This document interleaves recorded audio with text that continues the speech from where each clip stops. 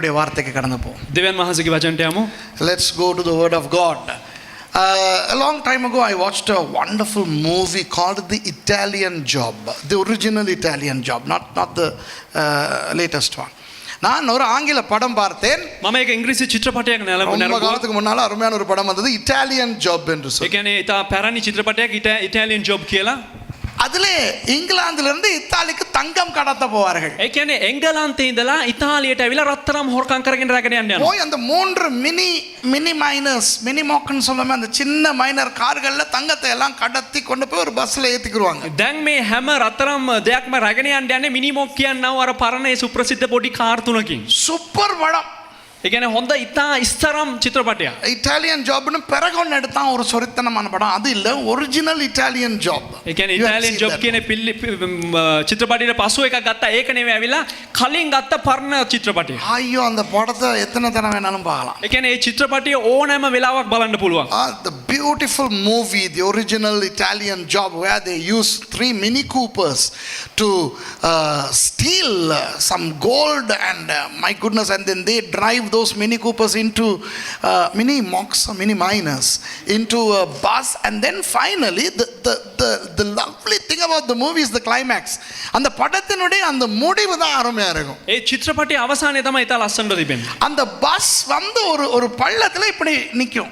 ඒ bus රථය ඇවිල්ලා මේ පල්ලමක මෙහෙම තිබේ එල්ලිලා. ஒரு பக்கம் தங்கம், එක පැත්තක රත්තරන්, இந்த பக்கம் அந்த கடத்திட்டு போற ஆட்கள். අනිත් පැත්තේ ඒ හොරකම් කරන්න ගිය පුද්ගලයන්. அந்த விளிம்புல இப்படி பேலன்ஸ்ல நிக்குது அந்த பஸ். අර වේල්ල උඩ ඇවිල්ලා බස් එක මෙහෙම බැලන්ස් එකේ තිබෙනවා.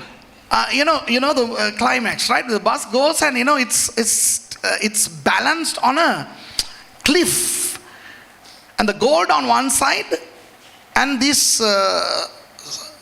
the rogues, the culprits are on the other. இப்போ என்னன்னா இவங்க பஸ்ஸை விட்டு பாஞ்சாங்கன்னா දැන් මවුන් බස් රථය හැරලා පැන්න නම් அவ்வளவு கஷ்டப்பட்டு களவெடுத்து அந்த தங்கம் போயிடும். ඒ කියන්නේ එතරම් අමාරුවේ හොරකම් කරපු රත්තරන් ටික නැති වෙනවා. அந்த தங்கத்தை எடுக்க முன்னால போனாங்கன்னா දැන් රත්තරන් ගන්න ඉස්සරහට ගියා නම් பஸ் அந்த பள்ளத்துல விழுந்து எல்லாம் செத்து போயிடுவாங்க. බස් එක පල්ලෙහාට ගිහලා ඔක්කොම මැරලා යනවා. விட்டுட்டு போகவும் முடியாது, අතහැරලා යන්නත් බෑ, அதை எடுக்கவும் முடியாது. ඒක ගන්නත් බෑ. அப்படியே தொங்கிக்கிட்டு இருக்கும்போது එහෙම මෙහෙම වැණීගෙන හෙල්ලිලා තියෙන නැලවිගෙන ඉන්නකොට அப்படியே சீட்ல உட்கார்ந்து பார்த்துக்கிட்டு இருக்க என்ன நடக்க போகுதுன்னு அடியில இருந்து மஞ்சள் எழுத்து போகுது. මම බලන් ඉන්නවා දැන් මොනවද වෙන්නේ යන්නේ කියලා. යටයි නම් කහ අකුර යනවා. ෂෝ එක ඉවරයි. You know, the way the movie ends, have you seen that movie? My goodness, you know, you are so curious as to what's going to happen, because you know they can't lose the gold, they can't acquire the gold, and then you know when you are so eagerly looking to see what happened, the movie ends. Ayyo, அதுல என்ன அழகு தெரியுமா? ඒකේ මොකක්ද දන්නවද ලස්සන? மனிதனுக்கு ஆண்டவர் படைத்து கொடுத்திருக்கிறார். මනුෂ්‍යයට දෙවියන් වහන්සේ මවලා නිර්මාණය කරලා දීලා තිබෙනවා. இந்த ஆச்சரியமான விஷயங்களை ரசிக்கும் ஒரு தன்மை. මේ ආශ්චර්යමත් දේවල් ඇවිල්ලා රසවත් නැත්නම් මේ රස කරලා බලන එක දෙයක්. God has created us in a way in which we love to be excited and we love mysteries. That's why Hollywood makes a lot of mystery movies. இன்றைக்கு திரைப்படங்களிலே இந்த மாதிரியான இந்த ஆச்சரியமான படங்களை உண்டாக்குவதற்கு காரணமே இதுதான். එනිසා මේ හොලිවුඩ් ඇවිල්ලා මේ ත්‍රාස ජනක ඇවිල්ලා චිත්‍රපටි නිපදවීමට හේතුවම මේක තමයි. தமிழ் படத்துல கூட பாருங்க. දැන් දෙමළ චිත්‍රපටි වල පව බලන්න. கெட்டவனோ கெட்டவளோ திருந்துறான் தானே. ඒ කියන්නේ නරක පුද්ගලයා ඇවිල්ලා මේ නරක තැනැත්ති හරිය ඒ කියන්නේ වුණ හැදෙනව නේද? திருந்தி மனம் திரும்பி மன்னிப்பு கேட்கும்போது காட்டுவோம் வில்லன் போய்ட்டு எங்கயாவது கொண்டு வைப்போம். ඒ කියන්නේ පසුතැවිලි වෙලා ඇවිල්ලා හැදෙනකොට කොහෙද ඇවිල්ලා හතුරු ඇවිල්ලා කොහේ හරි ගිහලා බෝම්බයක් තියනවා. அதுக்கு பிறகு பயங்கரமான ஒரு கிளைமாக்ஸ் ஒன்னு காட்டுவோம். கதாநாயகன் விரட்டிக்கிட்டு போவாரு, அங்க குண்டு வெடிக்க போகுது. இங்க பாத்திருக்கீங்களா? ඊට පස්සේ භයානක පසුබිමක් තිබෙනවා චිත්‍රපටය ඇවිල්ලා ඉතින් බෝම්බ පිපිරෙනවා, සටන් තිබෙනවා, මේ වගේ තිබෙනවා. இதெல்லாம் பார்க்காம ஏன் ரட்சிக்கப்பட்டீங்க? அதெல்லாம் பார்த்த பிறகு வந்திருந்தா இந்த பிரசங்கம் விளங்கி இருக்கும். මේව බලන නැතුව ඒ ගැලවීම ලැබුවා. ඇවිල්ලා ඒව බලලා තමයි ගැලවීම ලබන්න ඕන. So in every movie, you know, people like to sort of, you know, trigger the curiosity of people, because people are created like that. God has created us like that. தேவன் தான் எங்களை அந்த மாதிரி படைத்திருக்கிறார். දෙවියන් වහන්සේ තමයි මේ වගේ නිර්මාණය කරලා තිබෙන්නේ. பூனைக்கு சொல்லுவாங்க curiosity kills the cat. அதாவது பூனைக்கு வந்து அந்த மாதிரி அந்த ஆர்வம் வந்து ஆபத்துன்னு சொல்லுவாங்க. ඒ කියන්නේ පූසට ඇවිල්ලා ඒ වගේ දේවල් ඇවිල්ලා ඒ කියන්නේ ඔවුන් ගන්න අර ඉක්මන් පියවර ඇවිල්ලා මේ ඔහුට මේ අනතුරක් අන්තරායක් කියලා කියනවා. எங்களுக்கும் அப்படிதான். අපිටත් එහෙම තමයි. நாங்களும் ஆர்வ கோளாறுல போயிட்டு தேவையில்லாத இடத்துல தலையை நுழைச்சா அப்புறம் புஷ்க்குன்னு போகும். ඒ කියන්නේ අපි අනවශ්‍ය තැන් වලට ගිහිල්ලා අපි ගිහිල්ලා ඔළුව දැම්ම නම් එහෙම අපි එහෙම විනාශ වෙලා යනවා. So we also shouldn't be like cats, curiosity kills. But what to do? We are created with that curious nature. அந்த ஆர்வ கோளாறு இன்றைக்கு எங்களுக்கு இருக்கிறது. அப்படிதான் படைத்திருக்கிறார். ඒ කියන්නේ මේ ඒ වගේ මේ ත්‍රාසජනක ගතියක් නැත්නම් අපි මේ ඉක්මන් වෙන ගතියක් අපිට තිබෙනවා. ඒ ආකාරයෙන් තමයි අපිව නිර්මාණය කරලා තිබෙන්නේ. அதுபோல அன்பானவர்களே, ඒ වගේ ප්‍රේමවන්තයනි நம்முடைய ஆண்டவர் நல்லவர். අපේ දෙවියන් වහන්සේ යහපත්. அவர் அந்த ஆர்வத்தை ரசிக்கிற அந்த தன்மையை நமக்கு கொடுத்தார் என்றால், දෙවියන් වහන්සේ ත්‍රාසජනක භාවය ඒ රසවත් කරන බලන ඒ ගතිය අපිට දීලා තිබෙනවා නම් அந்த ஆர்வத்தை உண்டு பண்ணுகின்ற விஷயங்களையும் அவர் நமக்கு கொடுக்கத்தானே வேண்டும். ඒ කියන්නේ ත්‍රාසජනක භාවයන් ඇති කරන විෂයන් දෙවියන් වහන්සේ අපිට අනිවාර්යයෙන්ම දීලා තියෙන්න ඕනනේ. If God has created us with the longing for mysterious elements, mysteries, then God must give us mysteries. So today I am going to speak to you about 7 mysteries in the Bible. இன்றைக்கு வேதத்தில் இருக்கிற 7 புரியாத விஷயங்களை பற்றி உங்களுக்கு சொல்ல போகிறேன். ඒ කියන්නේ බයිබලයේ තිබෙනා වූ ඇවිල්ලා කාරණා 7ක් ඒ කියන්නේ නොතේරෙන්නේ නැත්නම් ත්‍රාසජනක දේවල් පිළිබඳව කතා කරන්න යනවා. அப்போ நீங்கள் வந்து நினைக்க கூடாது, දැන් ඔබ ඇවිල්ලා හිතන්න හොඳ නෑ. ஓஹோ இவர் இந்த இவ்வளவு காலம் எங்களுக்கு புரியாம இருந்த இந்த விஷயத்தை காட்டி எங்களுக்கு புரிய வைக்க போறாரு. මෙයා ඇවිල්ලා අපිට මෙච්චර කාල අපිට තේරෙන්නේ නැති දේවල් ඇවිල්ලා කියලා දීලා අපිට තේරුම් ගන්න සලස්වන්න යනවා. புரிய வச்சா அப்புறம் எங்க அந்த அந்த அந்த கிக்கு? ඒ කියන්නේ තේරුම් කරලා දුන්නා නම් කෝ ඒ කික් එක. அதனால வேற புரியப்படுத்த மாட்டேன். ඒක තේරුම් කරලා දෙන්නේ නෑ. ஏன் தெரியுமா? ඇයි දන්නවද? எனக்கே புரியாது. ඒ කියන්නේ මටම තේරෙන්නේ නෑ. அப்ப ஏன்டி இந்த பிரசங்கன்னு එතකොට கேக்குறீங்களா? මේ දේශනාව ඇයි කියලා අහුවනම් புரியல உங்களுக்கு, எனக்கும் புரியல. பைபிள் இருக்குது, புரியாததுக்காக கர்த்தருக்கு ஸ்தோத்திரம்னு போய்கிட்டே இருக்க போறோம். இவருக்கு புரியல பாத்தீங்களா? ඕගොල්ලන්ට තේරෙන්නේ නැහැ, මට තේරෙන්නේ නැහැ. බයිබලයේ තියෙනවා මේ තේරෙන්න බැරි දේවල් අපිට දුන්න දෙවියන් වහන්සේට ප්‍රශංසා වේවා කියලා යන්න යනවා. එච්චරයි. The reason why we are going to look at these 7 mysteries is not for us to unravel it and unveil it and show, okay, this is the secret. No, it's going to remain a mystery. But we are going to just ponder upon the mystery and go home happily that there are mysteries that we never can understand. Right? Why? Because we have a mysterious God. எங்களுக்கு ஒரு ஆச்சரியமான ஆண்டவர் இருக்கிறார். ஆமென். කියන්නේ අපිට ආශ්චර්යමත් දෙවියන් වහන්සේ කෙනෙක් සිටිනවා. ஆண்டவருடைய மூஞ்சி எப்படி இருக்கும்? දෙවියන් වහන්සේගේ මුහුණ කෙසේද තිබෙන්නේ? தெரியாது. නොතේරෙන. තේරෙන්නේ නැහැ. මේ ලොකු සිංහල එපා.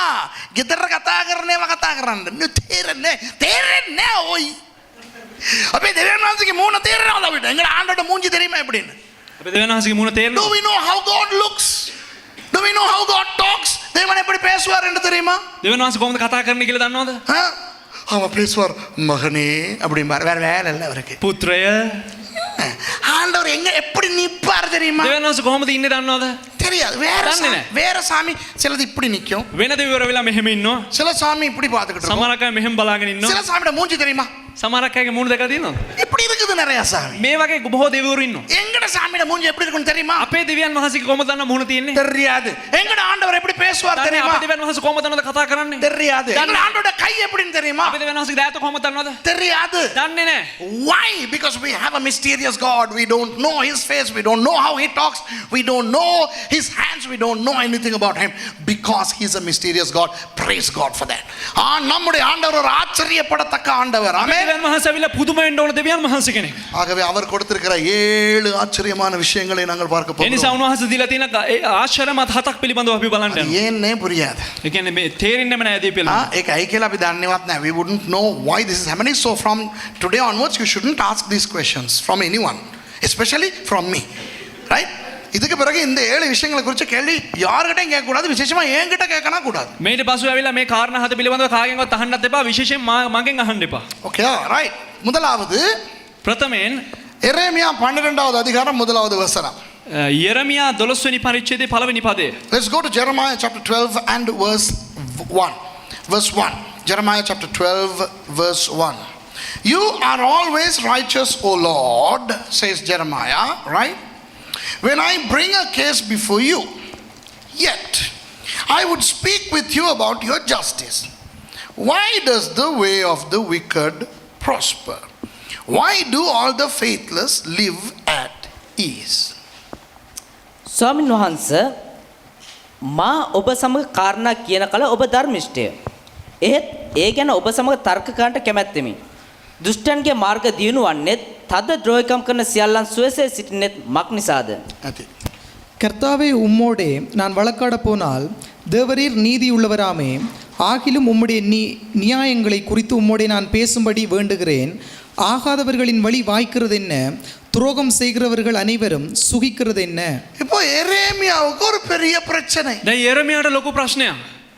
அவர் ஆண்டவரிடத்துல சொல்லுகிறார், ඔහු දෙවියන් වහන්සේට කියනවා ஆண்டவரே நீர் நீதி உள்ளவர், දෙවියන් වහන්සේ ඔබ ධර්මිෂ්ඨයි. உம்மோட வழக்காட முடியாது. ඒ කියන්නේ ඔබත් එක්ක වාද කරන්න බෑ. என்றால் நீர் செய்தால் எல்லாம் சரியாய்த்தான் இருக்கும். ඒ කියන්නේ ඔබ වහන්සේ දෙයක් කරා නම් ඒක හරියට තමයි තියෙන්නේ. ஆனால் எனக்கு ஒரு பிரச்சனை இருக்கிறது ஆண்டவரே. ඒත් මට ප්‍රශ්නයක් තියෙනවා දෙවියන් වහන්සේ. இவ்வளவு நீதி உள்ள நீர் இருக்கத்தக்க දැන් මෙච්චර ධර්මිෂ්ඨ ඔබ ඉන්නකොට கெட்டவன் நன்றாய் இருக்கிறானே எப்படி? නරක පුද්ගලයා ඇවිල්ලා හොඳට ඉන්නවනේ කොහොමද? துரோகம் செய்கிறவன் சுபீட்சமாய் இருக்கிறானே எப்படி? ද්‍රෝහිකම් කරන පුද්ගලයා ඇවිල්ලා හොඳට සබලවත්ම ඉන්නවා ඒ කොහොමද?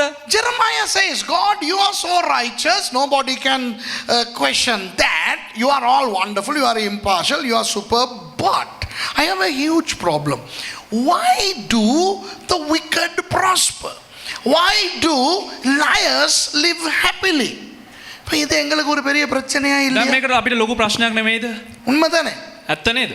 இப்போ பாருங்கள், கிறிஸ்தவர்களையும் மற்றவர்களையும் பாருங்கள். දැන් මම ක්‍රිස්තියානි කට්ටියයි අනිත් කට්ටිය තරම් බලන්න. கிறிஸ்தவ ஊழியக்காரனையும் மற்ற பூசாரிமார்களையும் பாருங்க. ක්‍රිස්තියානි සේවකයා ඒ වගේම අනිත් පූජකිනුත් බලන්න. இந்த ஐயர்மார பார்த்திருக்கீங்க? දැන් අයියර්ලා දැකලා තියෙනවද? ஐயர்மார் අයියර්ලා அவங்க வேட்டி தான் கட்டுவாங்க. ඒ කියන්නේ ඔවුන් වේටිය තමයි අඳින්නේ. ஆனா பட்டு வேட்டி அடிச்சு ஷர்ட்டே போட மாட்டான். පට්ටු වේටිය ඇඳලා ඇවිල්ලා ෂර්ට් එකක් දාන්නේ නැහැ. ஆனா அந்த மாலை எல்லாம் போட்டு மோதிரம் எல்லாம் போட்டு எந்த தெய்வமே சும்மா திம்மு திம்முன்னு சும்மா இருப்பாங்க ஐயர்மார். பார்த்திருக்கீங்களா? හැබැයි ඔව් මොනවද කරන්නේ ඇවිල්ලා මාල දාලා මේ නූල් දාලා රත්තරන් දාලා නිකන් මේ අමුතු පාටකට පේන්න ඉන්නවා. அது போல இந்த முஸ்லிம் இமாம்மார பாருங்க. ඒ වගේම මුස්ලිම් ඉමාම්වරු බලන්න. அப்பா சும்மா இறைச்சும் சாப்பிட்டு சும்மா ஜாலியா ஈப்பானுவல. නිකන් මස් ඔක්කොම කාලා ඇවිල්ලා නිකන් හරි අමුතු විදිහකට ඉන්නවා. இல்லையா? அப்புறம் நம்ம ஹாமுதுருமார பாருங்க. ඒ වගේම හාමුදුරුවරු බලන්න. அவங்களுக்கெல்லாம் நேரத்துக்கு சாப்பாடு, ඔවුන්ට හරියට වෙලාවට කෑම. அவங்களுக்கெல்லாம் பஸ்ல ஏறினா சீட்டு. ඒ කියන්නේ ඔවුන්ට බස් එකට නැග්ගා නම් ඇවිල්ලා ආසනයක් හම්බ වෙනවා. அப்பா இப்ப பஸ்ல மட்டும் இல்ல அரசாங்கத்திலயும் சீட்டு கிடைச்சிருக்கு දැන් அவங்களுக்கு. ඇවිල්ලා බස් එකේ විතරක් නෙවෙයි රජයේත් ඇවිල්ලා සීට් එක හම්බෙලා තියෙනවා. அப்படி எல்லாம் இருக்கிறாங்க. Now when you look at the Hindu, Buddhist, Muslim priests, they are all having a gala time, no problem. ஆனா நம்ம பாஸ்டர் மார பாருங்க. නමුත් අපි පාස්ටර්ලා බලන්න. ஒரு தோல் பைய போட்டுக்கிட்டு ඒක ඇවිල්ලා මේ හම් බෑග් එකක් දාගෙන லோ லோ லோ லோன்னு அலைவானுங்க. නිකන් ඔහේ එහෙට මෙහාට ඇවිදගෙන ඉන්නවා. நிறைய பாஸ்டர்ஸ பார்த்தோன்னா அவன பிச்சைக்காரத்தனத்திலே சொல்லிடலாம் இவன் ஒரு ஊழியக்காரன். ඒ කියන්නේ මේ බොහෝ දේවගතිවරුන් බලපෑමෙල්ල හිඟන්නෙක් වගේ තියෙන නමුත් ඇවිත් සේවකෙක්. அப்படியே தெரியாட்டியும் එහෙම පෙනුන්නේ නැති වුණත් பேச தொடங்கினான்னா தெரிஞ்சிடும் இவன் பாஸ்டர் தான்ட்டு. කතා කරන්න පටන් ගත්තොත් නම් තේරෙයි மூணாம் பாஸ்டர் කෙනෙක් තමයි. ஏன்னா வாயை திறந்தாலே உங்களுக்கு என்ன, நீங்க நல்லா இருக்கிறீங்க, நாங்க விசுவாசத்துல தானே வாழ்றோம், ඒ කියන්නේ இப்படியே தான் ඒ இருப்பாங்க. කියන්නේ කට ඇදේ ඇරෙන මොනවද කියන ඔබලට නම් ප්‍රශ්නයක් නෑ ඇවිල්ලා අපි ඇවිල්ලා ඇදහිල්ලන්නේ ජීවත් වෙන්න කියලා මෙහෙම තමයි කියන්නේ. கர்த்தர் பார்த்து கொள்வார். ස්වාමීන් වහන්සේ බලා ගන්නවා. ஆனா நான் பிச்சைக்காரனா தான் இருக்கேன். නමුත් අපි හිඟන්නා වගේ கர்த்தர் තමයි. எல்லாம் செய்வார். ස්වාමීන් වහන්සේ හැම දෙයක්ම කරනවා. எனக்கு அல்ல. ඒ කියන්නේ මට නෙවෙයි. இப்படி தான் இருப்பானுங்க. මෙහෙම තමයි ඉන්නේ. ஏதோ ஒன்று ரெண்டு பாஸ்டர்ஸ் நல்லா இருந்தா ඒ කියන්නේ එක්කෙනෙක් දෙන්නෙක් දේවගතිවරු හොඳට හිටියා නා.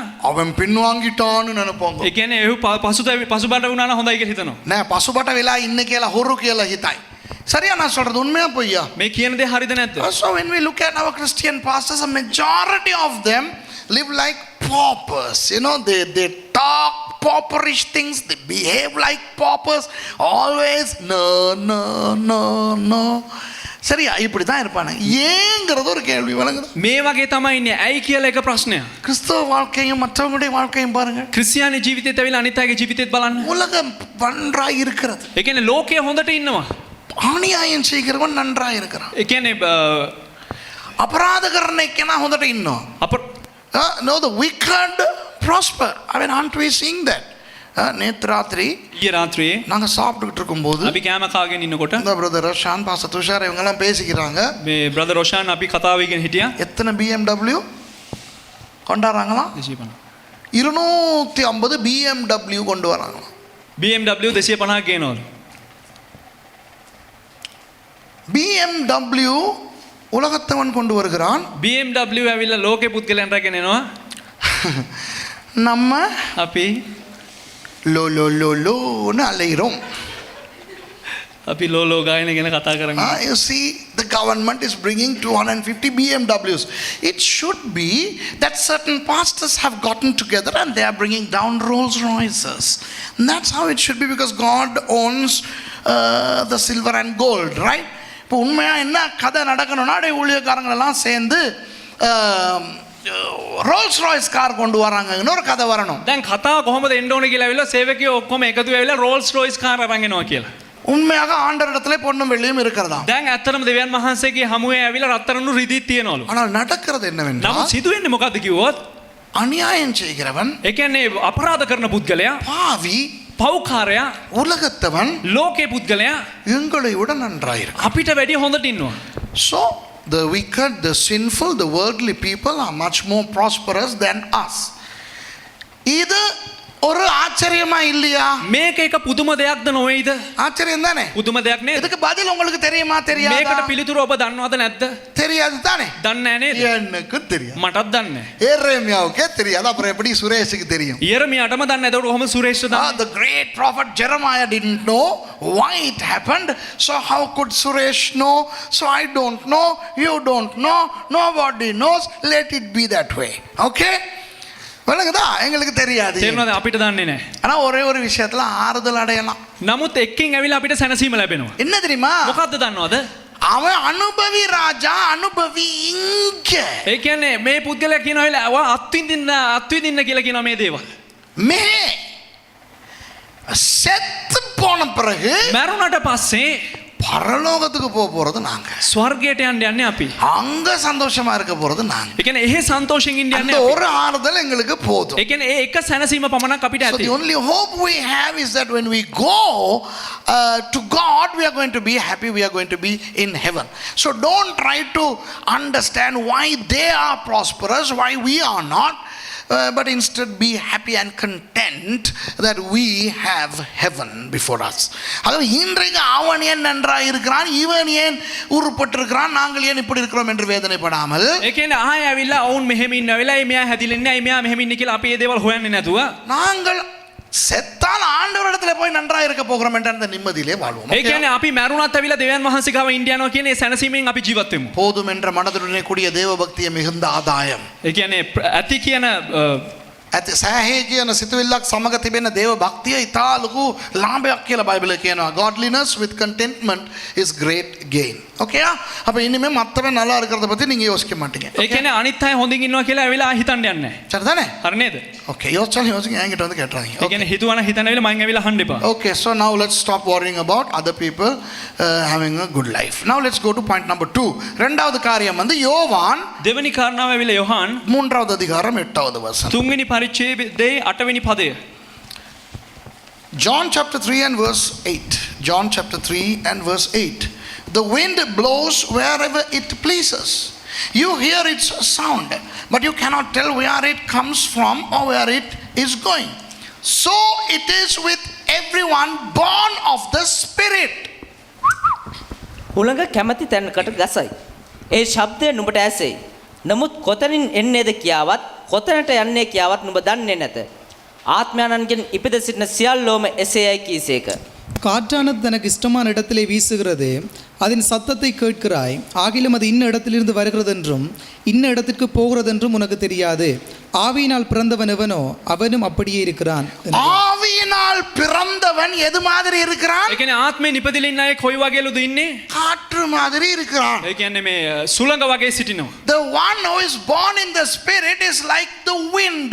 ஏன் இப்படி சொல்லப்படுகிறது தெரியுமா? ඇයි මෙහෙම කියන්නේ දන්නවද? ஆவியினால் பிறந்தவனுக்கு இன்னொரு பேர் இருக்குது. என்ன? ඒ කියන්නේ ආත්මේ නිපදුනට අය තවත් නමක් තිබෙනවා. What is another name for those who are born in the Spirit? சொல்லுங்க, யாரு? කවුද? ஆவியில பிறந்தவன் யார்? ආත්මික ඉපදුන අය කවුද? ஆவிக்குரியவன் யார்? ආත්මික අය කවුද? பௌத்தனா, இந்துவா, பௌத்த, கிறிஸ்தவன். Okay, கிறிஸ்டியானிக்காரன். the one who is born in the spirit is a Christian. ஒரு கிறிஸ்தவன் தான் ஆவியிலே பிறந்தவன். ඒ சரியா? කියන්නේ ක්‍රිස්තියානිකාරයා තමයි ආවිලා ආත්මෙන් ඉපදිලා ஒரு ඉන්නේ. கிறிஸ்தவன் එතකොට ඒක ක්‍රිස්තියානිකාරයෙක් காற்று மாதிரியாம். සුළඟ වගේලු. இது ஒரு பெரிய ஆச்சரியம். මේක එක පුදුම දෙයක්. காற்று ஆச்சரியமா இல்லையா? ඒතර හුළඟ පුදුම දෙයක්ද නැද්ද? காற்று எங்கிருந்து வருகிறது என்று தெரியுமா? හුළඟ කොහේ ඉඳලාද එන්නේ කියලා දන්නවද? காற்று எங்கே போகிறது தெரியுமா? හුළඟ කොහෙටද යන්නේ කියලා දන්නවද? அதுபோல கிறிஸ்தவன் எங்கே இருந்து வருகிறான் என்று தெரியுமா? ඒ කියන්නේ ක්‍රිස්තියානිකාරයා කොහේ ඉඳලා එනවද කියලා දන්නවද මේ වගේ? எங்கே போகிறான் என்று தெரியுமா? කොහේ යනවද කියලා දන්නවද? Do you know where the Christian comes from, where he goes? Just like the wind, we don't know what the Christian is going to do. ஞாயிற்றுக்கிழமை வருவான்னு நினைப்போம், வரமாட்டான். ඉරුදිනේ එයි කියලා හිතනවා ඇත් එන්නේ නැහැ. வரமாட்டான்னு நினைப்போம், வருவான். ඒ කියන්නේ එන්නේ නැති වෙයි කියලා හිතනවා ඉරිදට එතනවා. இன்றைக்கு අද இந்த சர்ச்சுக்குள்ள இந்த காத்து சாட்சி இருக்கு. මේ සභාව ඇවිල්ලා මේ හුළඟ මේ சாட்சிය තිබෙනවා. யாராவது நினைச்சீங்கன்னா பிரதர் ராஜன் வருவார்னு? කවුරු හරි හිතුවද ඇවිල්ලා සහෝදර රාජන් එයි කියලා? Did anybody think that brother Rajan will come? No.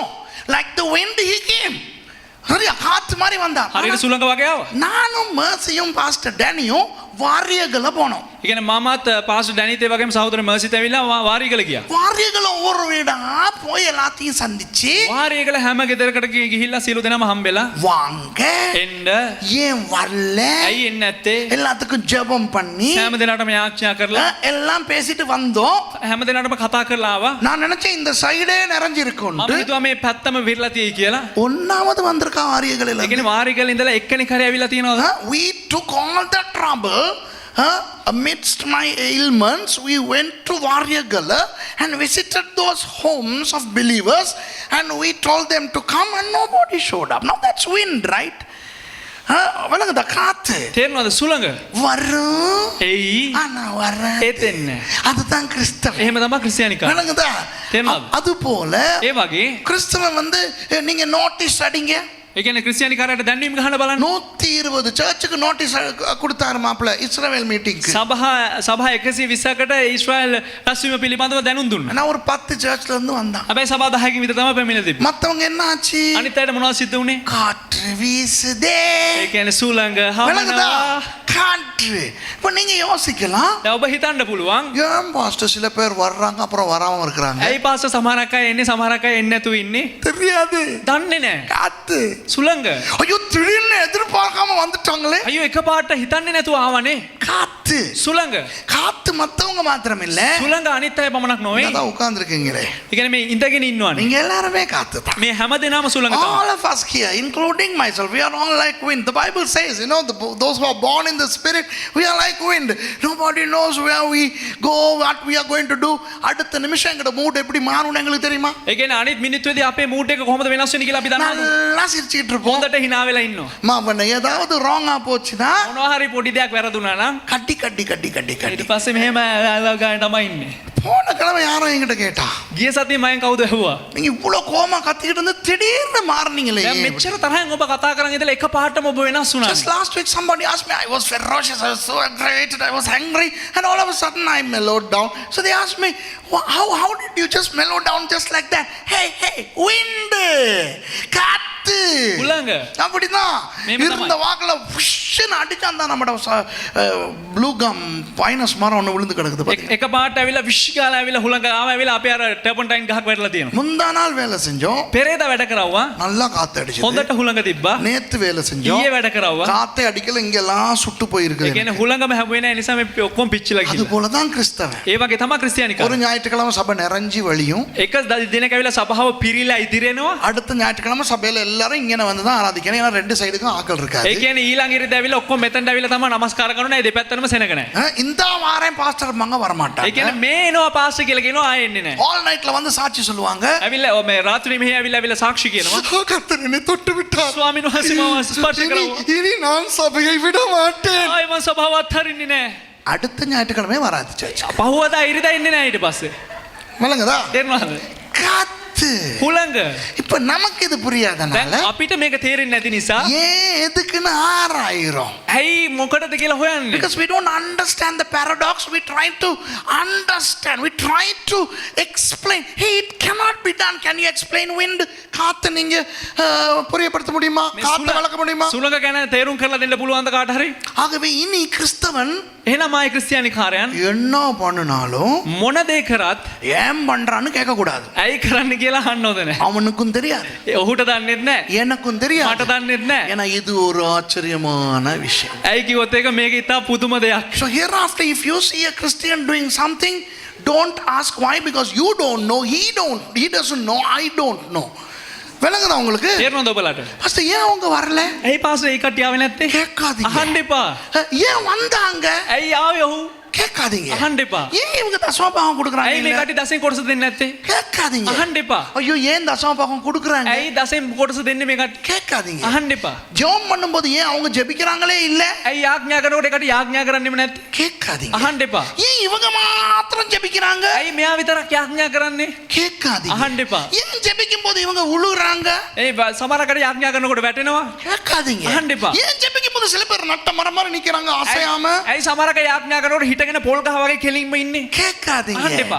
ஏன் சில பேர் ஜோக் சொல்லும் போது சிரிக்காம இப்படியே ඇයි பார்த்துட்டு සමහරක இருக்காங்க? විහිළු කතා කරනකොට hina වෙන්නේ නැතු මෙහෙම බලාගෙන ඉන්නේ? சில பேர் ஜோக் சொல்லாத போது ஏன் சிரிக்கிறாங்க? සමහරක ඇයි ජෝක් කියන්නේ නැති අවස්ථාව hina වෙන්නේ? சில பேர் பிரசங்கம் கேட்கும் போது ஏன் தூங்குறாங்க? සමහරක ඇයි දේශන අහනකොට නිදාගන්නේ? சில பேர் தூங்க வேண்டிய நேரத்துல ஏன் பிரசங்கம் கேட்கணும் ඇයි සමහරක අය නිදාගෙන ඉන්න ඕන වෙලාවෙ දේශන අහන්නේ? இதெல்லாம் ஒண்ணுமே இனி கேட்க கூடாது. ஓகே? මේවා ආයි කිසිම දෙයක් අහන්න හොඳ නැහැ. Don't ever ask anything about a Christian hereafter, because the answer is the Christian is a wind. Who says so?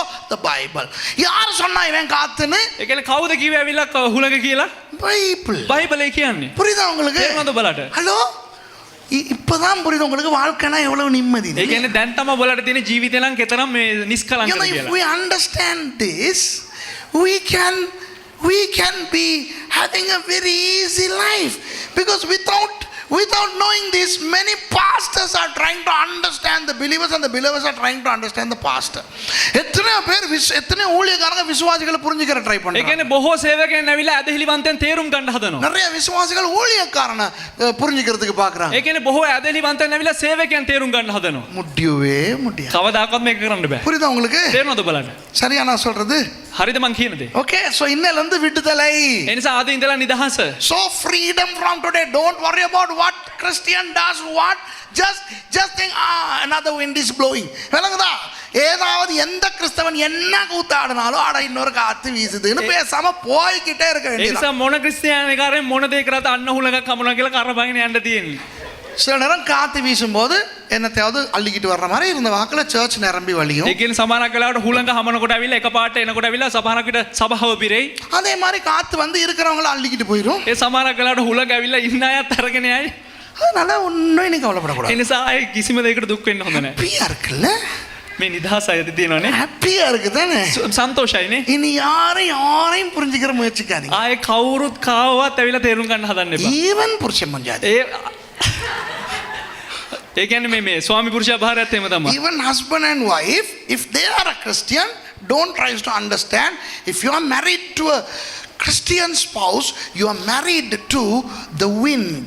நீங்க ஒரு ரட்சிக்கப்பட்ட ஆளை கல்யாணம் கட்டி இருக்கீங்கன்னா நீங்க ஒரு காத்த கல்யாணம் கட்டி ඒ இருக்கீங்க. කියන්නේ ඔබ ගැලවෙම ලබපු පුද්ගලයෙක් බඳලා තියෙනවා ඇවිල්ලා හුලඟක් බඳලා තියෙන්නේ. அது எங்க இருந்து வருது? ඒ කියන්නේ කොහේ ඉඳලා එයිද? என்ன வேகத்துல வருது? කොච්චර වේගෙන් එයිද? அது எந்த வேகத்துல உங்களை தாக்கும்? කොයි වේගෙන් ඇවිල්ලා ඔබට බලපෑමක් එල්ල කරයිද? அது தாக்கும் போது நீங்க விழுவீங்களா? ඒ බලපෑමෙන් ඔබ වැටෙයිද? இல்ல தென்றல் மாதிரி அப்படியே காத்து தடவிட்டு போகுமா? නැත්තම් ඇවිල්ලා මේ නිකන් මේ සෞම්‍ය ලෙස ඇවිල්ලා අපේ ඇඟේ ගැවසීගෙන යයිද? அப்புறம் அது எங்க போகுது? ඒක කොහෙටද ඊට පස්සේ යන්නේ? ஏன் போகுது? ඇයි යන්නේ? இனி எப்ப வரும்? ආයේ කොයි වෙලේද එන්නේ? ஒண்ணுமே தெரியாது. මොන දෙයක්වත් දන්නේ නැහැ.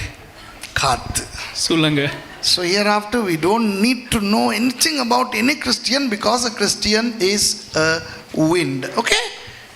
The Bible says wind. It doesn't say whether it's a cyclone or tornado or a breeze, or it doesn't. It just says wind. So it could be anything or everything. விளங்குதா? இது காற்றுன்னு தான் சொல்லுது. මේ ஒரு සුළඟ කියනවා හැරෙන්න බයිබලේ. புயலா, මේ සුලි සුළඟක්ද? சூறாவளியா, නැත්තම් කුණාටුවක්ද? இதுன்னா சொல்லல. මේව දෙයක් මේවා කියන්නේ. எல்லாமாயும் இருக்கலாம். எல்லாமாயும் ඒ இருக்கலாம். කියන්නේ හැම දෙයක්ම තියෙන්න පුළුවන්. தென்றல் மாதிரி வந்துட்டு கட்டசில சூப்ஸ்க்கு அடிக்கலாம். නිකන් හෙමීට සෞම්‍ය ලෙස ඇවිල්ලා එකපාරට කඩාගෙන එන්න පුළුවන්. வந்துட்டு கிட்ட வந்துட்டு அடங்கலாம். ඒ කියන්නේ එකපාරට හයියෙන් ඇවිල්ලා ළඟ නිකන් දැවටෙන්න පුළුවන්. Mystery. This is a great mystery. The greatest mystery that we have in our homes, in our church, is the mystery called the Christian, who is like a wind. கிறிஸ்தவன் தான் காத்து. ක්‍රිස්තියානි කාර්යය තමයි හුළඟ. மூணாவது ஆச்சரியம். තුන්වෙනිව පුදුම දේ. The third one is found in Romans chapter 11 and verse 33. ரோமர் 11வது அதிகாரம் 33வது வசனம். நான் நினைக்கிறேன் இதுக்கு பிறகு கொஞ்சம் பிரச்சனை தீரும்னு நினைக்கிறேன் இங்க குடும்பங்கள். රෝම 11 වෙනි පරිච්ඡේදය 33 වෙනි පදේ මම හිතනවා මේට පස්සේ පවුල් වල ප්‍රශ්න විසඳෙයි කියලා. இனி துஷார நீங்க எங்க வேணா ரவுண்ட் அடிச்சிட்டு வரலாம். ඒ කියන්නේ මම ඊළඟට දැන් කොහේ හරි ගිහලා රවුම් ගහලා එන්න පුළුවන්. ரெபேக்கா கேக்கும். රෙබේකා හයි. எங்க போயிட்டு வரீங்க? කොහේ ගිහලා ඉන්නේ? காத்து. සුළඟ. Hereafter Pastor Tushar will go somewhere, anywhere, and he can come later. When Rebecca asks, where did you go? Wind. ஏன் தலை போதோ தெரியலப்பா. ரோமன்ஸ் சாப்டர் 11 verse 33 கேவாண்ட ரோமர் 11ஆம் அதிகாரம் 33வது வசனம். රෝම 11 වෙනි පරිච්ඡේදය 33 වෙනි පදය. අහෝ දෙවියන් වහන්සේගේ ප්‍රඥාවෙන් දැනගැන්මෙත් බහුලත්වය කොපමණ ගැඹුරද? උන්වහන්සේගේ විනිශ්චයන් සොයා දැනගැන්මත් උන්වහන්සේගේ මාර්ගයන් තේරුම් ගැනීමත් කොපමණ අමාරුද? தேவனுடைய ஐஸ்வர்யமும் என்ன சரி வாசி. தேவனுடைய ஐஸ்வர்யமும் ஞானம் அறிவு என்பவைகளின் ஆழம் எவ்வளவாக இருக்கிறது. அவருடைய நியாய தீர்ப்புகள் அளவிடப்படாதவைகள், அவருடைய வழிகள் ஆராயப்படாதவைகள்.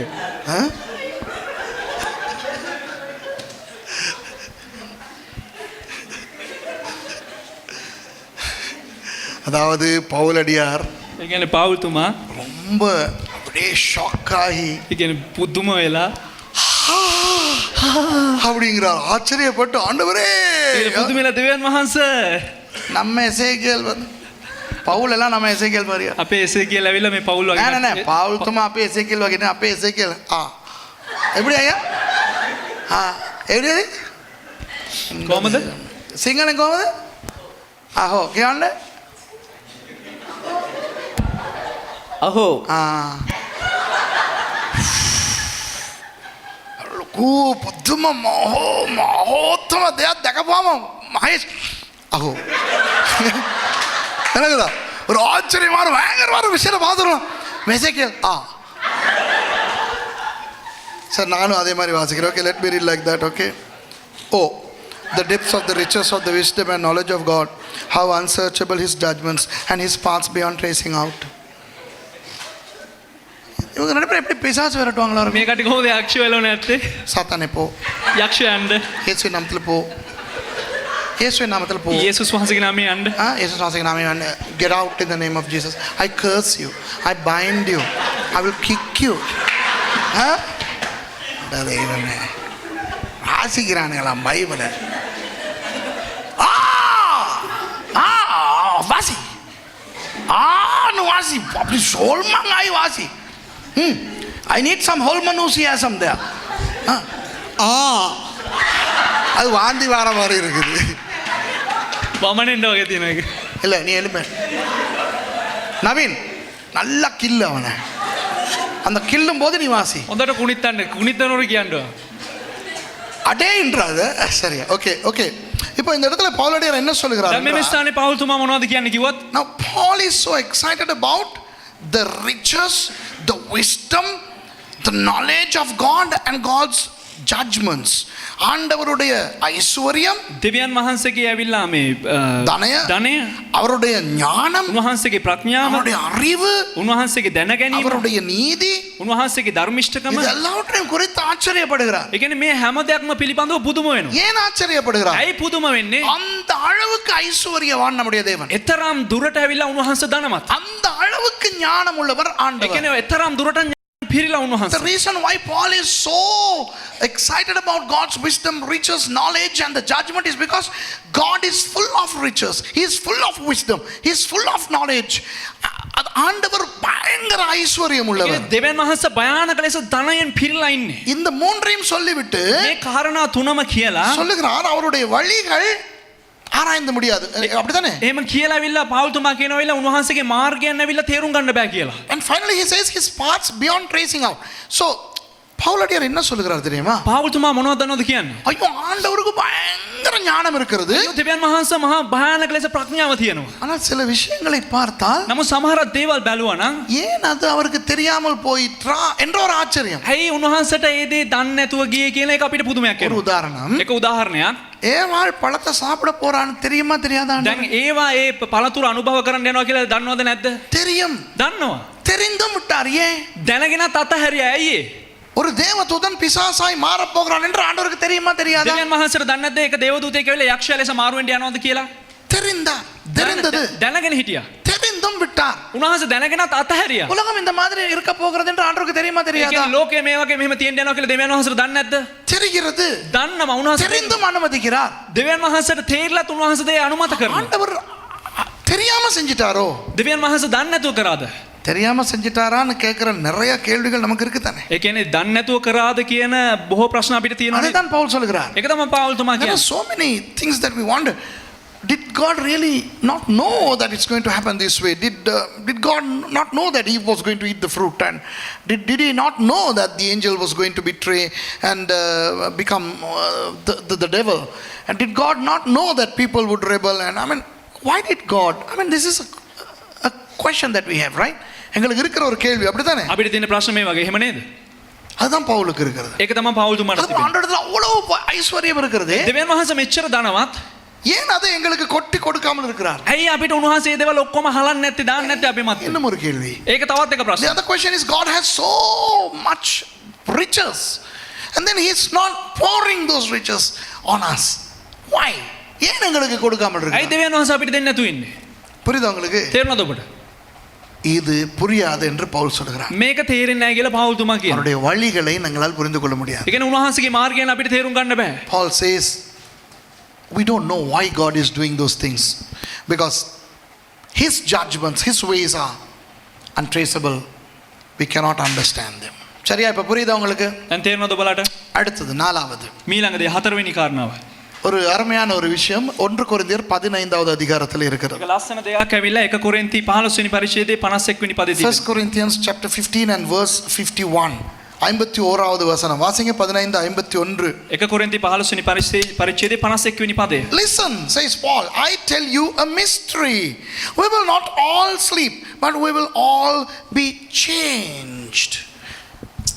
இதோ ஒரு ரகசியத்தை உங்களுக்கு அறிவிக்கிறேன். நாம் எல்லாரும் நித்திரை அடைவதில்லை. ஆகிலும் கடைசி எக்காலம் தொனிக்கும் போது ஒரு நிமிஷத்திலே ஒரு இமை பொழுதிலே நாம் எல்லாரும் மறுரூபமாக்கப்படுவோம். මෙන්න නුඹලා රහසක් කියමි. අපි සියල්ලෝම නොසැතපෙමුව. නමුත් අන්තිම හොරණා පිමින කල මොහොතකින් ඇසිපිය හෙළන ෂණකින් අපි සියල්ලෝම වෙනස් කරනු ලබන්නෙමුව. මක්නිසාද හොරණා පිමුණු ලබන්නේය.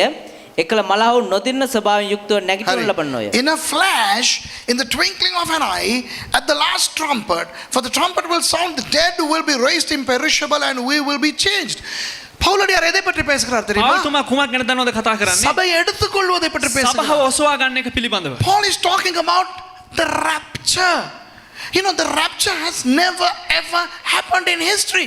இந்த சபை எடுத்துக்கொள்ளப்படுதல் இந்த உலகத்திலே சரித்திரத்திலே நடக்கவே இல்லை. ඒ කියන්නේ ලෝක ඉතිහාසය ඇවිල්ලා සභාව ඔසවා ගන්න එක සිදු වෙලාම නැහැ. வேதத்திலே ஏனோக்கு என்ற ஒருவர் இருந்தாராம். ඒ කියන්නේ බයිබලයේ ඇවිල්ලා ඒනොක් කියලා පුද්ගලෙක් හිටියා. 365 வருஷங்கள் அவர் வாழ்ந்து விட்டு ඒ කියන්නේ අවුරුදු 365ක් ජීවත් වෙලා அவர் அப்படியே எடுத்துக்கொள்ளப்பட்டாராம். ඒ කියන්නේ ඔහු එහෙම්මම ඔසවා ගත්තලු ඉහළට.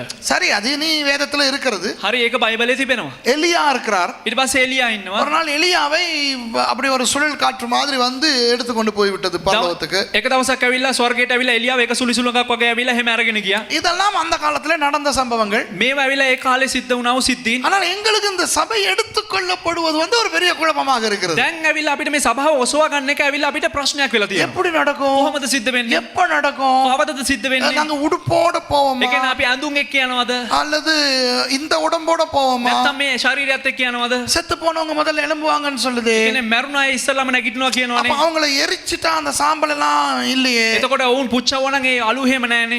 புதைச்சிட்டா அந்த இடத்துல இப்ப வேற யாரையெல்லாம் புதைச்சிருக்காங்களே. දැන් වලලවුවා නම් එතන වෙන කවුරු හරි වල්ලලා තියෙනවනේ. இந்த சபை எடுத்துக் கொள்வதை குறித்து இப்படி நமக்கு புரியாத விஷயங்கள் මේ இருக்கின்றன. වගේ සභාව ඔසවා ගන්න එක පිළිබඳව ඇවිල්ලා බොහෝ කාරණා තිබෙනවා තේරෙන්නේ නැති. So just apart from the two incidents that we know about Enoch and Elijah who were taken up by God, now that we find in the Old Testament which transpired thousands of years ago. Otherwise we don't know anything about what Paul is talking about rapture. We don't know whether we are going to be caught up with the clothes that we are wearing. I don't know. I mean, many people don't know anything about rapture. Now that's why Paul is saying it is a mystery. அது ஒரு ஆச்சரியமான, அதுக்கு என்ன சொல்றார்? அது ஒரு ரகசியம். அது கீழே தமிழ்ல என்ன சொல்லுது? இது ஒரு ரகசியத்தை, மிஸ்ட்ரி, ஒரு ஆச்சரியமான ஒரு விஷயம், ඒක පුදුම උදයක්. புரிந்து கொள்ள முடியாத ஒரு விஷயம். තේරුම් ගන්න බැරි දෙයක්. This is something that we cannot understand because it's a mystery.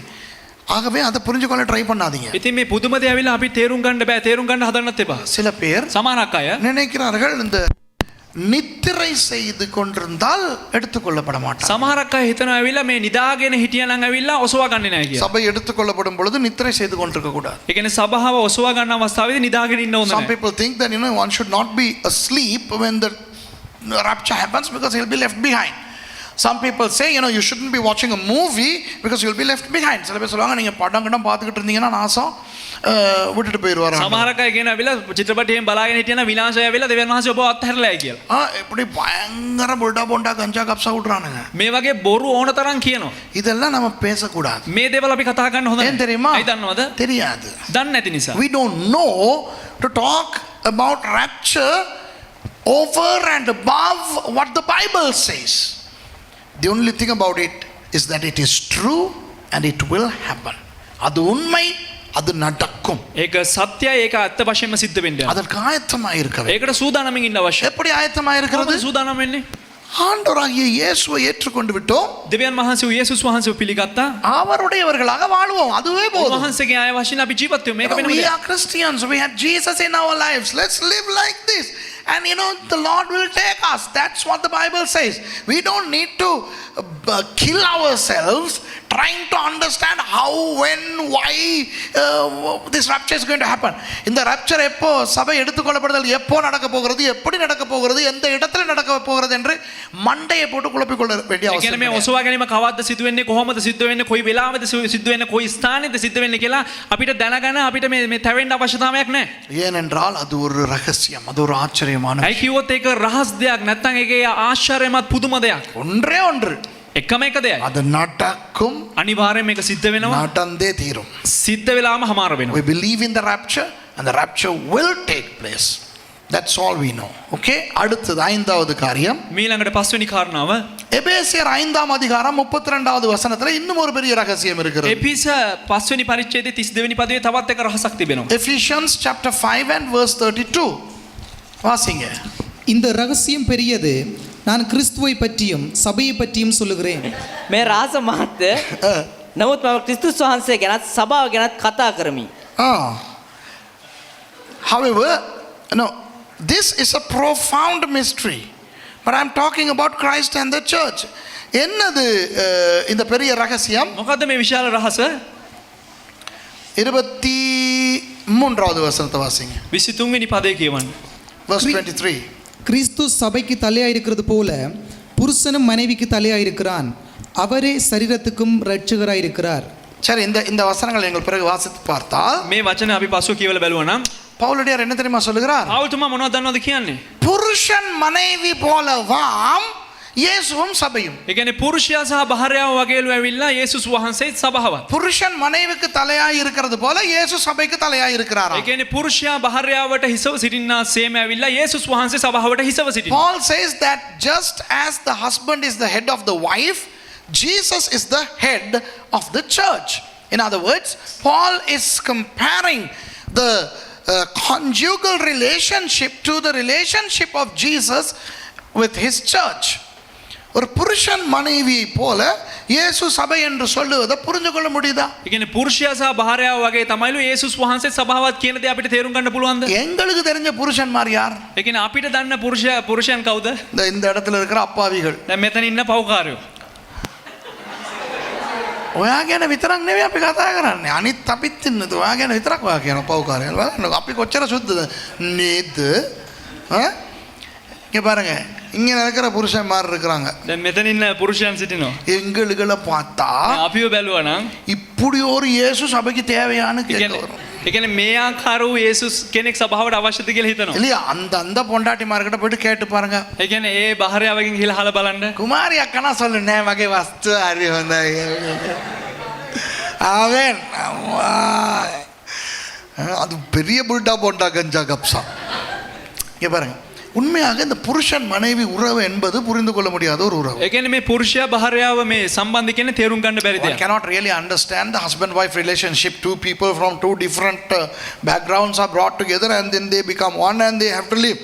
ரெண்டு பேர் எங்க இருந்தோ ரெண்டு பேரை கொண்டு வந்து ஆண்டவர் நினைச்சு ஒன்னா நடடா அப்படின்றாரு. ඒ කියන්නේ කොහෙද ඉඳලා දෙන්නේ තෝරගෙන ඇවිල්ලා එකවර ගමන් කරන්න කියලා දෙවියන් වහන්සේ කියනවා. அவங்களோட வாழ்க்கையில சண்டை இருக்கும், சச்சரவு இருக்கும், அன்பு இருக்கும், பாசம் இருக்கும், நேசம் இருக்கும், எல்லாம் இருக்கும். මේ කියන්නේ ජීවිතය ඇතුළේ ඇවිල්ලා ප්‍රශ්න කරදර ගහගන්නව බැනගන්නව මේ හැම දෙයක්ම තියෙයි. So in a husband wife relationship you get good things, not so good things, bad things, not so bad things, and you know, to combine to compare that with Jesus and the church, you know, one cannot really understand what Jesus was talking about.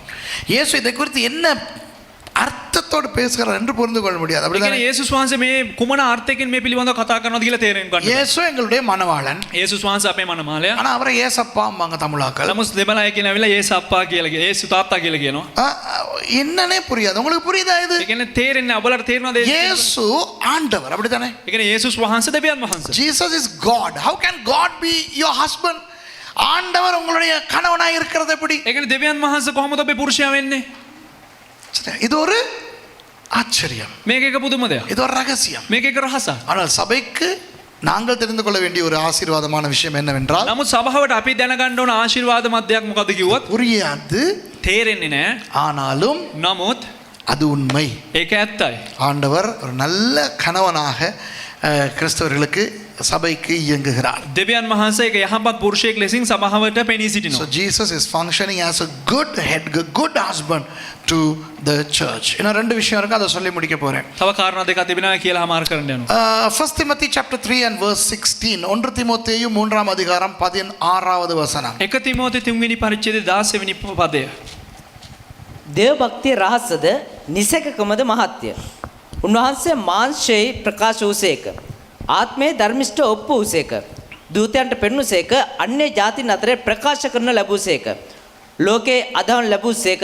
තේජසට ඔසවා ගන්න ලැබුසේක. அன்றியும் தேவபக்திக்குரிய இரகசியமானது யாவரும் ஒப்புக்கொள்கிறபடியே மகா மேன்மை உள்ளது. தேவன் மாமிசத்திலே வெளிப்பட்டார், வாசிங்க. ஆவி உள்ளவர் என்று விளங்கப்பட்டார், தேவதூதர்களால் காணப்பட்டார், புற ஜாதிகளிடத்திலே பிரசங்கிக்கப்பட்டார், உலகத்திலே விசுவாசிக்கப்பட்டார், மகிமையிலே ஏறெடுத்துக் கொள்ளப்பட்டார். Beyond all question, the mystery of godliness is great. He appeared in a body, was vindicated by the Spirit, was seen by angels, was preached among the nations, was believed on in the world, was taken up in glory. இந்த ஆறாவது ஆச்சரியம் என்ன தெரியுமா? මේ 6 වෙනි පුදුම දේ මොකක්ද දන්නවද? மனுஷனாய் வந்த இயேசு. ඒ කියන්නේ මිනිස්යාව පැමිණියා වූ යේසුස් වහන්සේ. The sixth mystery is the incarnation, God becoming a man. Now this is a completely unheard of mystery in any faith. பாருங்க, எந்த ஒரு மதத்திலும் நம்ப முடியாத ஒரு ஆச்சரியம் தான் இது. ඒ කියන්නේ ඕනෑම ආගමක ඇවිල්ලා මේ විශ්වාස කරන්න බැරි ආශ්චර්යමත් දේ තමයි මේ. ஹிந்து மதத்தை எடுத்து பார்ப்போம். හින්දු ආගම අරන් බලමු. எத்தனையோ தெய்வங்கள் மனித அவதாரம் எடுத்தன. ඒ කියන්නේ කොච්චරදෝ දෙවිවරුන් ඇවිල්ලා මනුෂ්‍ය අවතාර අරගෙන තිබෙනවා. You know, in the Hindu religion, many gods took the form of humans. Now they never ever became humans in their theology. அவர்களுடைய இறையியலில் எந்த ஒரு தெய்வமும் மனுஷனாக வரவில்லை. ඒ කියන්නේ ඔවුන්ගේ දේව ධර්මයට අනුව කිසිම දෙවි කෙනෙක් ඇවිල්ලා මිනිසෙක් වෙලා ඉපදුනේ නැහැ. மனுஷனை போல வந்தார்கள். මිනිසයන් වගේ පැමිණියා. மனுஷனை போல காட்சியளித்தார்கள். මිනිසයන් වගේ පෙන්눔 කරනු ஆனால் ලැබුවා. அவர்கள் தெய்வங்களாகவே இருந்தார்கள். නමුත් ඔවුන් දෙවිවරුන් වගේ සිටියා. They came like human beings, but they remained deities. ரோம கிரேக்க மதங்களிலே රෝමේ වගේම ග්‍රීක ආගම්වල அந்த தெய்வங்கள் மிருகங்களாக மனிதர்களாக வந்த கதைகள் உண்டு. ඒ දෙවිවරුන් ඇවිල්ලා මිනිසයන් වශයෙන්ුත් ඒ වගේම සත්‍යයන් වශයෙන්ුත් ආපු කතාවන් In තිබෙනවා. the Greek, Roman mythologies, you get all these deities coming as animals or humans, but they never became an animal. They never became a human.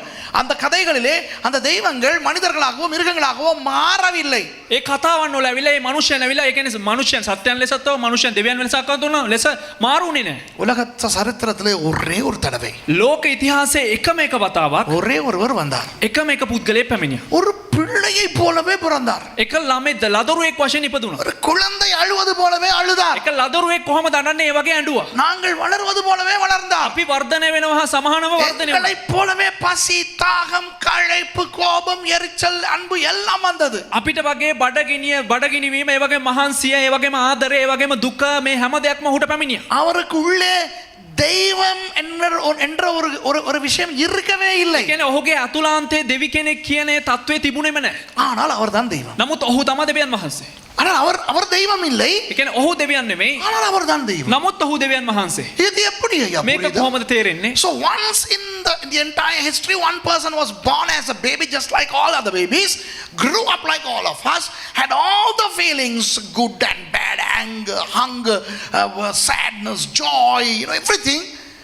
He was not at all a God, but he was the God. புரியுதா? තේරෙනවද? புரியுதில்ல. තේරෙන්නේ නැහැ. இதுதான் ரகசியம். මේක තමයි රහසය. இது ஆச்சரியம். புரியாது. මේක තමයි ආශ්චර්යමත් දේ. තේරෙන්නේ නැහැ. புடி.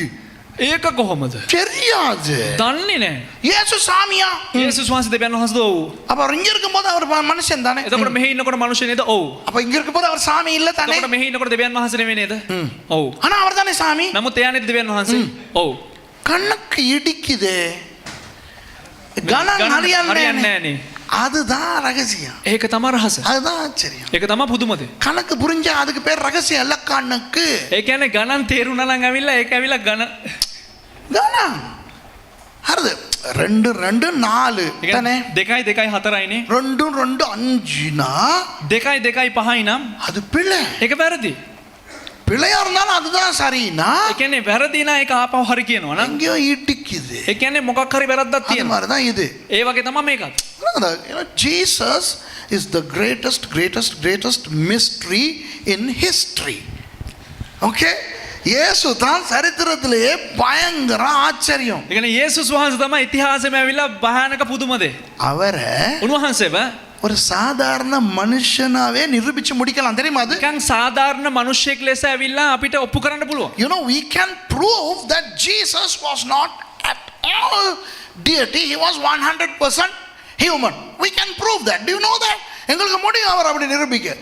අපිට පුළුවන් ඇවිල්ලා අපිට එහෙම සිර කරලා කියන්න ඇවිල්ලා උන්වහන්සේ මිනිහෙක් පමණ දේවත්වයක් නැහැ කියන. அதே போல இயேசுவ 100% தேவன் என்றும் நிரூபிக்க முடியும். ඒ වගේම 100% උන්වහන්සේ දෙවි කෙනෙක් කියලා ඔප්පු කරන්න පුළුවන්. We also can prove that he was 100% God. But the problem is, பிரச்சனை என்னன்னா ප්‍රශ්නේ මොකක්ද කිව්වොත් இதுவா அதுவா. මේද එයද?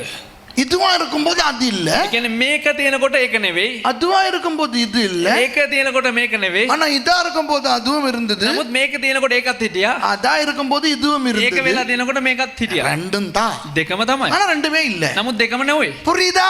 තේරෙනවද? இல்ல தானே? නෑ නේද? இவ்வளவுதான். අච්චර තමයි. අනිත් කාරණාව. Right?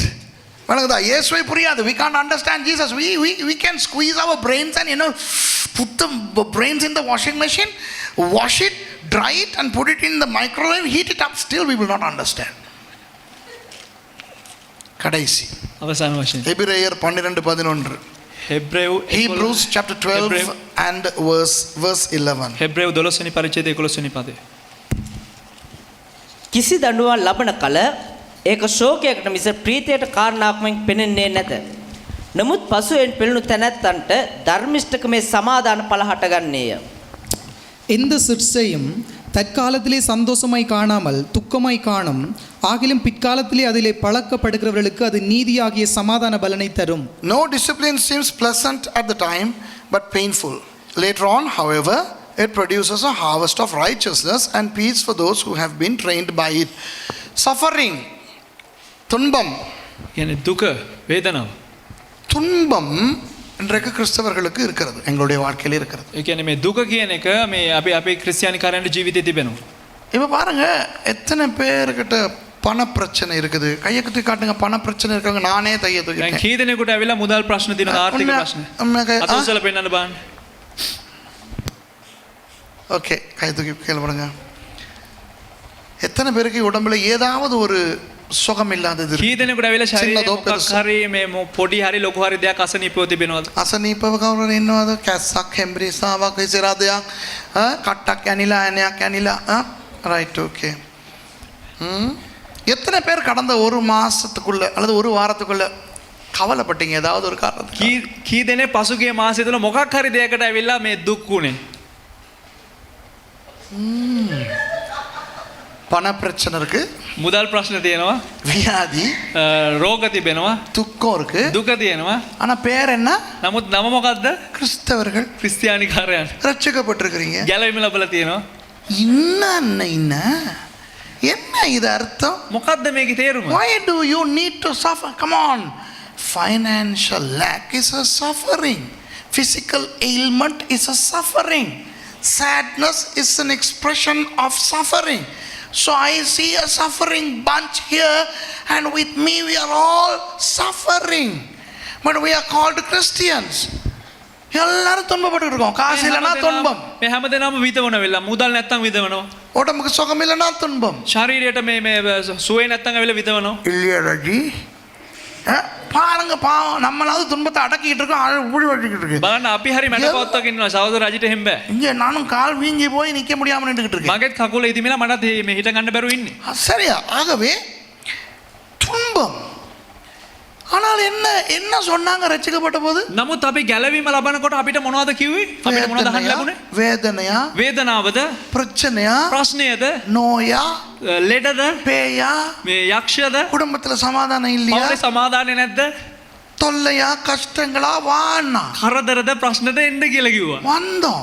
ආවා. இங்க எல்லாம் இருக்கு. මේ ඔක්කොම ඉන්නවා.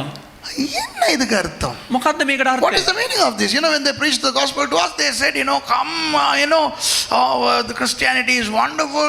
If you have ailments, if you have demons, if you have problems, if you have financial deficiencies, you come. But after we come here, we still have those things. இதுதான் அடுத்த ஆச்சரியம். මේක තමයි ඊළඟ පුදුම දේ. இந்த துன்பமே இருக்குதே எங்களுக்கு. මේ විඳවීමම අපිට තිබෙනවනේ. எனக்கு ஜோக்கா இருக்கும் சில தீர்க்கதரிசிகளோட தீர்க்க தரிசனத்தை கேட்டா. සමහර අනාගත වක්තුරුන්ගේ අනාගත වාක්‍ය අපව මට විහිළුවක් වගේ තියෙනවා. I laugh my head out when I hear some prophecies of some people. மகனே, පුත්‍රය, இன்றிலிருந்து உன் துன்பங்கள் எல்லாம் தீர்ந்தது. හත ඉඳලා ඔබගේ දුක සියල්ලක්ම ඉවත් වෙනවා. கிழிஞ்சது. ඉරිලේ. கேள்வி விட்டுறீங்களா? අහලා තියෙනවද? ஐயோ அம்மா வச்சு பில்டப்ப கொடுத்து, மகனே පුතේ. கர்த்தர் சொல்லுகிறார், ස්වාමීන් වහන්සේ කියනවා, இன்று உனக்கு ஒரு வாசலை திறக்கிறேன். අද පටන් ඔබට දොරටුවක් විවෘත කරනවා. வணங்குதா? තේරුණාද?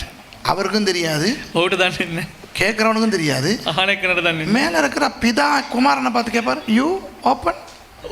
උඩ ඉන්න පියාණන් වහන්සේ පුත්‍රයන් වහන්සේ බලගෙන ඔයා ඇරියද? குமாரன் சொல்வார், நோ.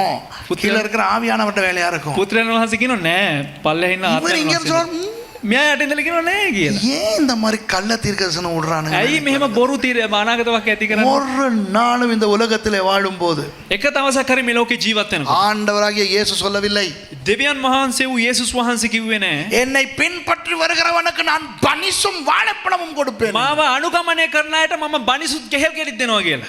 என்ன சொன்னார்? මොනවද කිව්වේ? சிலுவையை தூக்கிட்டு வா. මේ කුරුසිය රැගෙන එන්න කියලා කිව්වේ. Jesus never promised bun and banana, when you follow him, but he promised a cross, and cross is heavy, painful, stinking, dirty, very hard to bear. சிலுவை என்பது කුරුසය කියලා කියන්නේ இந்த அழகா நாங்க மாட்டிக்கிட்டு இருக்கோமே கழுத்துல அது அல்ல. අපි ලස්සනට එල්ලගෙන ඉන්නවනේ බෙල්ල ඒක නෙවෙයි. நாரும் ගඳයි, பாரம் බරයි. அழுக்கு මේ அசுத்த අශුද්ධ දෙයක්. பெரிசுதுனே அருது அப்படி ஒரு பயங்கரமான வாழ்க்கை தான் ඒ වගේ භයානක ජීවිතයක් තමයි. கிறிஸ்தவம் என்பது துன்பமான வாழ்க்கை. ක්‍රිස්තියානි කියන්නේ ඇවිල්ලා ඒක කරදර රහිත වූ ජීවිතයක්. படம் பார்த்தா கதை சொல்லுவான், මේ ஷோ එකක් බලන්න බෑ චිත්‍රපටි කතා බලන්න එපා කියලා කියනවා. சிகரெட் குடிச்சா கதை சொல்றான், සිගරට් බිවනම් කතා කියනවා. சாராயம் குடிச்சா கதை சொல்றான், අරක්කු බිවනම් කතා කියනවා. கொஞ்சம் ஜோக்கா சிரிச்சு கிரிச்சு பண்ணி விட்டா ஏதாவது கதை சொல்றான். නිකන් විහිළුවක් කතා කරා නම් ඒකට කතාවක් කියනවා. இப்படி ஒரு கிறிஸ்தவ வாழ்க்கை என்பது துன்பம் ஐயா. මේ වගේ ක්‍රිස්තියානි ජීවිතයක් කියලා කියන්නේ එක මේ දුක. So Christianity is a pain, you know when you watch movies then you have problems, when you smoke a cigarette then there is a problem, when you drink some alcohol there is a problem, then when you talk some funny, if you crack some funny jokes there's a problem.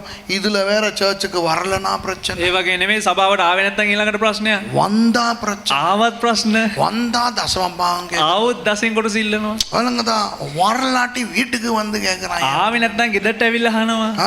இல்லையா, வந்தாலும் பிரச்சனை வரலாட்டியும் பிரச்சனை, ආවත් ප්‍රශ්න නාවත් ප්‍රශ්න. ஜபிச்சாலும் பிரச்சனை ஜபிக்காட்டியும் பிரச்சனை යාඥා කළත් ප්‍රශ්න නැතත් ප්‍රශ්න. இல்லையா, ஜெபிச்சாலும் தண்டனை கொடுக்குறான். යාඥා කළත් දඬුවම් දෙනවා. பெந்தகோஸ்த பைபிள் ஸ்கூல்ல පෙන්තකෝස්ත බයිබල් ස්කෝලේ உலக சரித்திரத்துல ලෝක ඉතිහාසයේ அவனை நீ ஜெபிச்சா உன்னை வீட்டுக்கு அனுப்புவோன்னு சொல்ற ஒரே இடம் යාඥා කරන පුතේ නුඹ ගෙදර යවනවා කියලා එකම බයිබල් ස්කූලේ මේක තමයි. வழங்குதா, இப்படியெல்லாம் இருக்குடாப்பா கிறிஸ்தவ வாழ்க்கை. එහෙම දිනවා ක්‍රිස්තියානි So ජීවිතේ. Christianity is a paradox. The suffering is a paradox. We will never understand why we have to go through such a tumultuous time of suffering in our lives. The best thing is for us to understand that that's a mystery. அது ஒரு ரகசியம். එක එක රහසක්. ஆகவே ஏன் இனி என்கிட்ட வந்து கேட்க கூடாது, ආයෙ ඇවිල්ලා මගෙන් අහන්න හොඳ නැහැ. ஏன் பாஸ்டர் எங்களுக்கு தொடர்ந்து வியாதி, ඇයි ප්‍රශ්න මට දිගටම රෝගය තිබෙන්නේ? ஏன் பாஸ்டர் காசுக்கு பணம் பிரச்சனை போகவே ඇයි மாட்டேங்குது. ප්‍රශ්න මේ ආර්ථික ප්‍රශ්න ඉවරයක්ම වෙන්නේ නැහැ මගෙන්. வணங்குதா තේරෙනවද? பாஸ்டர் எங்களுக்கு ஒரு விடுதலை வராதா? පාස අපිට නිදහසක් එන්නෙම නැද්ද? சரியா, இப்ப இன்னைக்கு என்ன சொல்லி கொடுத்தவங்களுக்கு ඒතර අද මොනවද කියලා දුන්නේ බලන්න.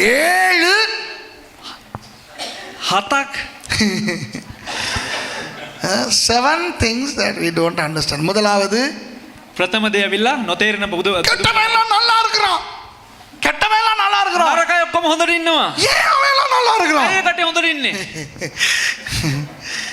சரியா, ரெண்டாவது, දෙවනුව இந்த புதிய கிறிஸ்தவன் ரட்சிக்கப்பட்டவன் புது மனுஷன் இவன் ஏன் சர்ச்சுக்கு வர்றான் காணிக்க கொடுக்குறான்ல இருந்த வாக்கல பின் வாங்குறான், ஏன் கிறிஸ்தவன் இப்படி இருக்கிறான்? ඇයි මේ අලුතෙන් ගැලවිලා ආපු අය සභාවට එන්නේ නැත්තේ? එන්නේ නැතුව ඉන්නවා, එනවා දසෙන් කොටස දෙනවා දෙන්නේ. ඇයි මෙහෙම ඉන්නේ? காற்று. සුළඟ. மூணாவது, තුන්වෙනුව ஆண்டவருக்கு அவ்வளவு வசதி எல்லாம் இருக்குதே, දෙවියන් වහන්සේ එච්චර පහසුකම් තිබෙනවා. ஏன் கொடுக்குறாரு இல்ல? ඇයි උන්වහන්සේ දෙන්නේ නැත්තේ? தெரியாது. දන්නේ නැහැ. So why does God not give us having all the goodies with him? Why doesn't he give us? We don't know. சபை எடுத்துக்கொள்ற பத்தி சொல்லுங்க பாஸ்டர். සභාව ඔසව ගන්නකොට කියන්නේ. ராப்சர் பத்தி பேசுங்க பாஸ்டர். සභාව ගැන කතා කරන්න පාස්ටර්. தெரியாது. දන්නේ නැහැ. We don't know about the rapture. But it's there. அது இருக்கு. නමුත් ඒ දේ තිබෙනවා. இந்த கிறிஸ்துவம் சபையும் இந்த சபைக்கு தலையா இருக்கிறார் கிறிஸ்து, புருஷன் மனைவிக்கு மாதிரி. මේ ක්‍රිස්තියානි කාර්කමේ සභාවට මේ පුරුෂයව සිටිනවා. යේසුස් වහන්සේ නැත්තම් මේ භාර්යාවට පුරුෂයව සිටිනවා. මේ පුරුෂයා භාර්යාවට ස්වාමි පුරුෂයා ඉන්නවා වගේ සභාවට යේසුස් වහන්සේ ඉසව ඉන්නවා ස්වාමි පුරුෂයෙක් වගේ. ඒක කොහොමද කියලා අහන්නේ. ඔයාම කියනකොට රෙබෙකාට බය වෙන්න එපා. හරිද? That's a paradox that we don't understand. அது எங்களுக்கு புரியாது. ඒක තේරෙන්නේ නැහැ අපිට. எல்லாவற்றையும் விட பயங்கரமானது ඔක්කොටම වඩා භයානක දේ. மனிதனாய் வந்த தேவன். ඒ කියන්නේ මනුෂ්‍යයා වගේ ආපු දෙවියන් The වහන්සේ. greatest mystery of all is God becoming man, Jesus. இயேசு உண்மையாகவே ஆண்டவர், යේසුස් වහන්සේ අවංකවම දෙවියන් වහන්සේ. உண்மையாகவே மனிதனாக வந்தார். උන්වහන්සේ මිනිහෙක්ව පැමිණියා. இதனுடைய தாற்பயங்கள் ஆழங்கள் எங்களுக்கு புரியாது. ඒ කියන්නේ ඒකේ අපිට ගැඹුරුකම් අපිට තේරෙන්නේ We නැහැ. will not understand the details and the depth of the truth that Jesus was 100% God and he was 100% man. கடைசியாக අවසාන වශයෙන් எங்களுடைய வாழ்க்கையில் எவ்வளவு உபத்திரங்கள் வந்து கொண்டே இருக்கின்றன. අපේ ජීවිතවල බොහෝ පීඩාවන් පැමිණීමෙන් සිටින ஆசைப்படுகிறோம் ஒரு பிரச்சனை முடிஞ்சா அடுத்த பிரச்சனை ஆசையா- ஒவ்வொரு பிரச்சனையும் தாண்டி தாண்டி போக ஆசையா இருக்கு. ආසා එක ප්‍රශ්නයක් පහු කරලා ගමන් කරන්න. ஆனா ஒரு பிரச்சனை முடிஞ்சா இன்னொரு பிரச்சனை வருது. නමුත් එක ප්‍රශ්නයක් හමාරු වුණ ගමන් තවත් ප්‍රශ්නයක් ஒரு එනවා. கடன் முடிந்தா இன்னொரு செலவு එක வருது. ණයක් ඉවර වුණ ගමන් තවත් ණයක් එනවා. ஒரு வியாதிக்கு மருந்து எடுத்து சுகம் அடைஞ்சோன்னா இன்னொன்னு வந்து එක நிக்குது. රෝගයකට අවිල බෙහෙත් ගත්තා නම් තවත් රෝගයකට මුහුණ දෙන්න ඕන. ஒரு பிரச்சனை முடிந்தால் இன்னொரு பிரச்சனை. එක ප්‍රශ්නයක් ඉවර වුණා නම් තවත් එක ප්‍රශ්නයක්. இது அப்படித்தான் இருக்க போகிறது வாழ்க்கை. මේක මෙහෙම තමයි ජීවිතේ තියෙන That's how the life is going to be, but we are going to go into heaven where there is no suffering at all. உலகத்தை விட்டு நாங்கள் பரலோகத்துக்கு போகும்பொழுது எந்த விதமான ஒரு துன்பமும் நமக்கு இருக்காது. නමුත් අපි ලෝකේ අතහැරලා අපි ස්වර්ගයට යනකොට අපිට කිසිම වේදනාවක් එන්න යන්නේ නැහැ. ஆகவே இவ்வளவு நேரம் இந்த துன்பத்தை அனுபவித்தீர்கள், பிரசங்கம் கேட்கிற துன்பத்தை. එම නිසා මේ මෙත්ත බෙබවන වෙලාව මේ දේශනා අහන වේදනාව අත්විඳා இனி இதை முடித்துவிட்டு உணவு என்கின்ற இன்பத்துக்குள் கடந்து போக போகிறோம். ආයෙ ඇවිල්ලා මේ දේ හමාර මේ දුක් විඳීම හමාර කරලා මේ ආහාර කියනව සැප විඳීමට යන්න යනවා. அதுக்காக நாங்கள் எல்லாரும் எழும்பி ஜெபம் பண்ணி முடிப்போம். ඒ නිසා අපි සියලු දෙනාම නැගිටලා යමු.